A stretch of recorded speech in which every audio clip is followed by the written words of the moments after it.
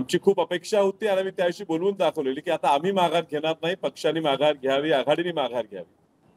आणि अर्ज भरायचा शेवटचा दिवस म्हणजेच 19 एप्रिल ह्या तारखेला एबी फॉर्म काँग्रेस पक्षाचा आम्हाला मिळेल. आणि काँग्रेस पक्षाचे जे नेतृत्व आहे ते गेले 90-95 वर्ष काँग्रेस पक्षासाठी राबणाऱ्या कुटुंबाला, जिल्ह्याला न्याय देतील अशी आमची अपेक्षा होती. शेवटच्या क्षणापर्यंत प्रयत्न केला पण एबी फॉर्म आला नाही. अत्यंत दुःख वाटलं. त्यानंतरही आशा होत्या की नुरा कुस्ती करायच्या हेतूनं ज्या उमेदवाराला महाविकास आघाडीने उमेदवारी जाहीर केलेली त्या सर्व आघाडीच्या लोकांना वस्तुस्थिती समजून माघारीच्या आजच्या शेवटच्या दिवसापर्यंत ते अर्ज काढून घेऊन महाविकास आघाडीचा पुरस्कृत उमेदवार म्हणून माझं नाव जाहीर करतील हे सुद्धा अपेक्षा होती. मात्र तेही आज झालेलं नाही. माध्यमांच्या मार्फत मी खूप ऐकलं की विशाल पाटील माघार घेतील का घेतील. मात्र 16 तारखेला कार्यकर्त्यांनीच सांगितलेलं माघार हा पर्याय नाही. एकास एक उमेदवार द्यावा हा प्रयत्न असावा हेच सगळ्यांची मागणी होती. मात्र काही महाविकास आघाडीतल्या घटकांनी कुठल्या तरी न करणाऱ्या कारणासाठी या ठिकाणी शिवसेनेमार्फत उमेदवार दिला. शेवटपर्यंत प्रयत्न करताना सुद्धा त्यांनी तो काढला नाही. यामुळे आज अपक्ष म्हणून आम्ही लिफाफा एन्व्हलप हे चिन्ह घेऊन जनतेसमोर येत आहे. माझा अर्ज निघावा ह्यासाठी माध्यमांच्या मार्फत माझ्यावर प्रयत्न चाललेत हे मी ऐकलंच. काही वरिष्ठ नेत्यांचे निरोपही आले, पक्षाच्या आघाडीच्या लोकांचे निरोप आले.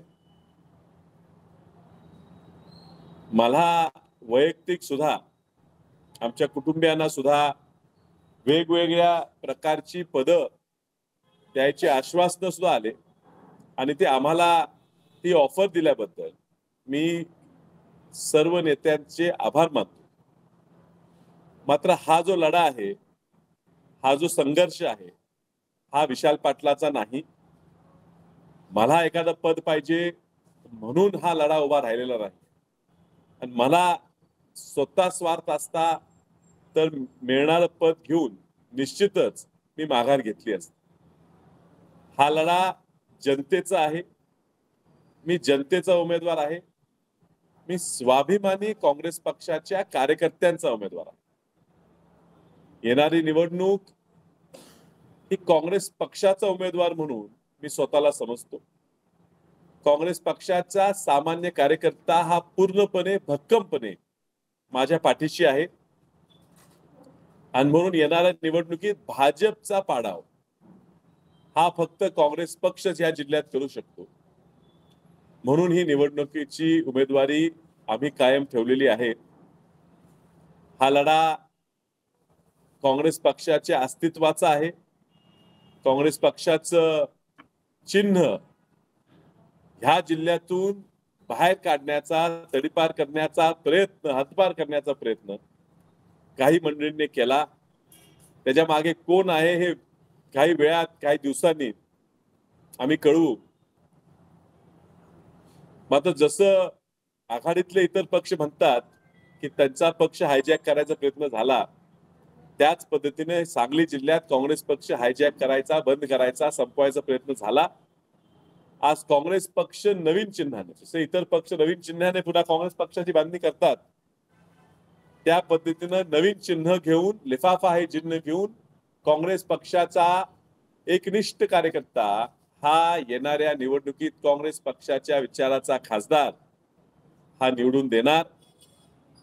ही काँग्रेस पक्षाच्या अस्तित्वाची आणि सांगलीच्या अस्मितेची लढाई आहे.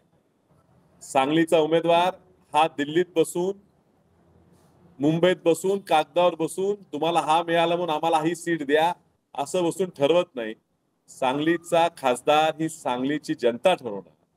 सांगलीचा उमेदवार सांगलीकरच ठरवणार आणि म्हणून सांगलीकरांचा उमेदवार म्हणून मी या ठिकाणी कुठल्याही आमिषाला बळी न पडता हा लढा, जनतेचा लढा हा मी करणार.